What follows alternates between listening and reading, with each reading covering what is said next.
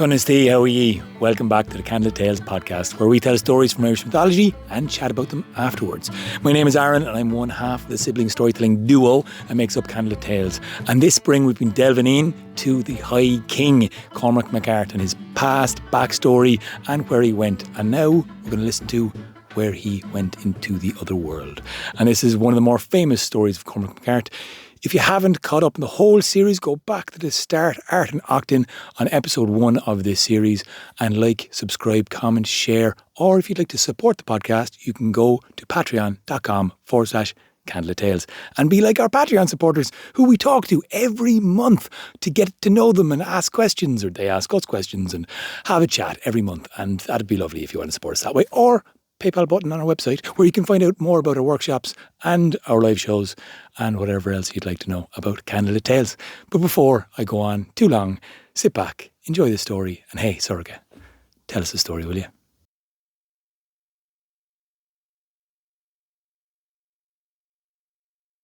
Now Cormac found himself in the twilight of his life. He supposed that's what he would call it. He was no longer young. His children were grown into fine young women and men. His beloved Ethna. He could see in her eyes and around her eyes when she smiled the way the wrinkles gathered, the laugh lines that didn't leave, even when she was asleep, the little dusting of grey at her temples, and the grey that speckled his own beard and hair as well. He knew the days of adventure and glory, if he'd ever really had them, were behind him now. He'd come into the throne a man of 30 years and more, and it was a long time now since he'd met Maeve Lathdharag and taken her hand in the forest. It was a long time now since he'd parted from his own mother, Acton, and she'd taken her leave the final time, which was not long into his kingship, going her own way, to live among the wild horses she loved, to take up her father's mantle as a druid of the wilds. He'd always known that she was there, that he could call on her if he needed her wisdom and her guidance, until one day he realised that it was likely she was not there anymore. With the age he was at now, it was very probable that his wild mother was gone, and there was no parent between him and the other world, as he stood between his children and it. These reflections did not trouble Cormac Mac Airt so much. He had his kingdom to rule, and it was a great responsibility, and it was one he treasured, and it was one he worked at hard. And that instinct he had always had for justice, for fairness, for what was right, what would heal instead of create more dissonance and more pain. Well, he hadn't always been true to it, but no man is perfect. And he had done his best, and he thought he had done right more often than he had done wrong in the great scheme of things. That wasn't so bad. But there was always a need for it, a need for more of it. There were always those who went against the group. There were always those who sought to harm and get away with it. There was always a need for fairness and even-handedness, and justice and mediation, and talking long into the night and hearing every single side of every single story and sitting with it, thinking it through and weighing rank and weighing privilege against poverty and desperation, and weighing all the factors that go into making a community that works together and thrives together and prospers together. It would give most people a headache. Cormac thrived on it, although the work was hard. It was his work. He was good at it. It sometimes worried him. He didn't see his son Carbra having quite the same gift for it as he had. Now Carbra was not guaranteed to become the High King after him, but he'd have a strong claim. And it would be better, Cormac knew, for him to choose his heir, for kingship to pass peacefully to Carbra, so that there would not have to be a war, as there had been in his father Art's time, as there had been in his own time. The Irish were ever fighting with each other. Sometimes these thoughts would drive him early from bed, especially as the days were lengthening and the nights were shortening. He could feel the promise of summer in the air. Almost there. With the flowers now fully in bloom and the bitter greens to season their food. And the stores already starting to run thin. And the long, hot summer ahead, with those long, endless summer days of toil before the next harvest could be brought in. Summer had its beauty, but it had its cruel side too. And on this morning, it was the beginning of summer. Bealtaine. The fires had been lit the night before at Ishnok and the cattle driven through them to bless them and protect them. And everyone in Ireland knew not to give away anything on that night. Not even to allow a guest to light their pipe from your fire, lest they steal the luck from your household. And Cormac had guarded his own luck carefully, as was right for a king, for anything that befell him would befall his whole kingdom. And now he walked in the early morning light, and he thought of nothing in particular. And at the same time he thought of much.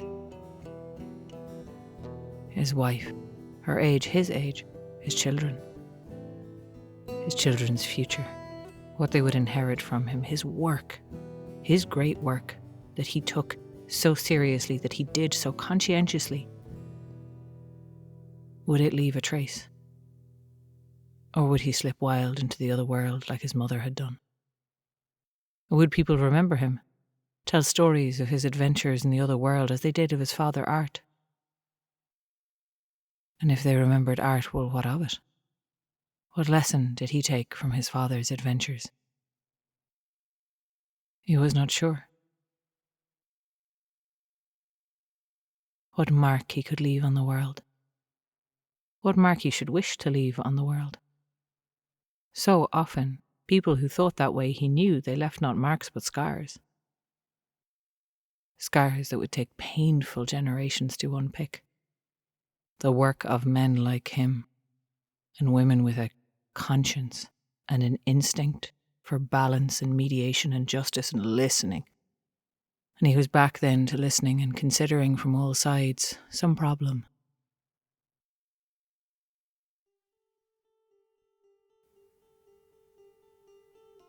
And through the morning mist then he saw a stranger. It took a moment to realise that it was a stranger, that the movement was not just the haze burning off. It was someone walking towards him, but this stranger was indeed strange. The cloak he wore seemed to be made itself of mist, silver and bright. But it was no trick of the light, it was really reflective, like a mirrored, polished bronze. And on his feet, golden sandals, and the hues of all the rainbow on his tunic. And this stranger was tall, and this stranger was fair, and Cormac knew him straight away for one of the Tuatha Dé Danann. For it was Bealtaine morning, and that meant that the veil was at its thinnest. Only at this time and at Samhain was it this thin. So thin as to almost not be there, so thin as to be just a sheen of mist that would burn off in the sun. easy to slip between. He saw the stranger approach, and then he noticed the wonder that the stranger carried. A branch, a tree branch, but crafted of silver. So detailed, so perfect. It would seem that it was living wood, but it was metal, it was silver. And on it, as though growing from it, golden apples. And if that were all it was, it would be a wonder.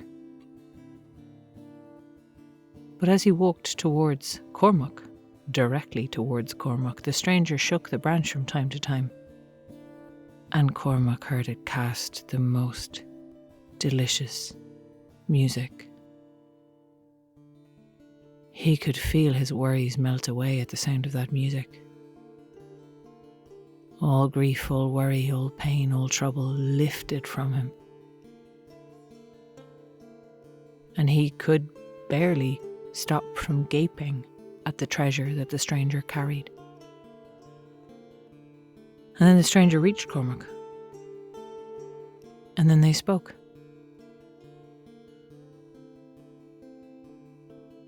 But all the while they spoke and exchanged their pleasantries, on that Bealtaine morning, Cormac could not stop looking at the branch. It was so beautiful. It was so incredible, and the music, every little movement that the stranger made, it would shimmer out another cascade of notes. And the stranger asked Cormac then if he would be friends, and Cormac said yes. Yes, he would be friends. If... Now, sometimes Cormac had felt words come bubbling up out of his throat, and usually it was some great proclamation, some wonderful piece of wisdom that would be echoed down through the ages on the lips of storytellers. But this time, before he spoke, he knew that it was a bad idea. And still some part of him seized the reins and said, "If you give me that branch, I'll be your friend."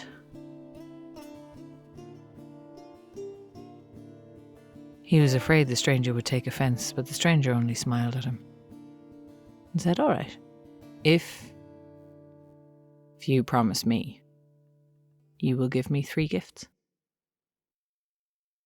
Cormac thought there was nothing he had that was equal to that wonderful branch, and so he agreed, hastily, too hastily. And then, to his horror, the stranger said, "I will have my first favour of you now, King Cormac. Your daughter." Cormac was thunderstruck. But at the same time, the stranger was well within his rights to ask this, and Cormac refusing, it would be unjust, it would be wrong, it would make a thief and a liar of him, the king, and he couldn't bring himself to say no. And so he watched that stranger take his daughter Aoife by the hand and lead the girl away into the mist. Now all the people of Tara came out to see their king's daughter taken away. It was not so strange a thing for a child to be taken from her parents and fostered by another family, and this was a fostering of the other world. And he tried to tell himself this as he saw his wife's eyes filled with tears, as he saw his son crying out for his sister, as he saw all of the people of Tara weeping to see his daughter go, as he felt his own heart breaking. And almost involuntarily, the hand that was holding the silver branch shook a little, and that wonderful cascade of notes poured out like honey, and it lifted the grief, lifted it like a light breeze blowing a cloud away from the sun. And they dried their eyes, Cormac too, and they looked about them in wonder. And all the people there who had been sick were well, and all the people there who had been wounded were healed. And there were some there who cried aloud, for that cloud of grief had been on them for many years and had never broken before. But now with this branch, they were healed. Cormac saw what an incredible gift this was. What an incredible tool he now had to use in his work. And he started to bring it with him. He brought it with him to places where the hurt was deep, where the wounds were fresh, where people held hot anger for one another, where the grudges were real and carved into skin and flesh and bone and blood. And he would meet with those people, he would bring them together, and he would shake the silver branch. And he would watch as teeth unclenched and shoulders dropped and fists grew slack, and people could look at each other and see people, not monsters bent on destruction, but only people. People who wanted to live. People who wanted their families to be safe. And very few people, when they had the opportunity to set down their pain for a moment, very few found that they wanted to fight and make war and hurt one another. Once the retaliation was removed, once the fear was gone, they could look each other in the eyes and they could see how they were the same. Their hurts a mirror of each other. Cormac's work was eased, greatly eased. But it was never ending.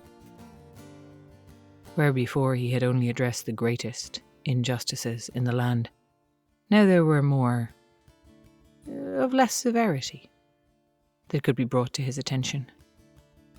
And so it did not slow or cease. It continued. But the branch was a great gift and a great tool. And any time he thought of his daughter, he would shake the branch. And then he could think of her safe and happy in the other world, being cared for by a magnificent stranger who had assured Cormac that they were friends.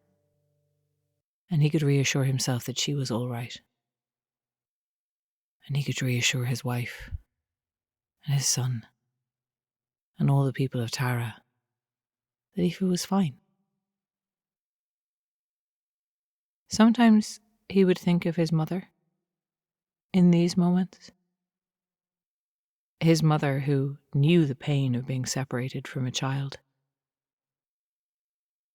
He didn't know what effect the branch would have on a person like Acton, one so clear-eyed and so wise. He was almost glad that she was not there anymore, to reflect back to him what he had done. At this age, at this stage of life, years went by quickly. So quickly.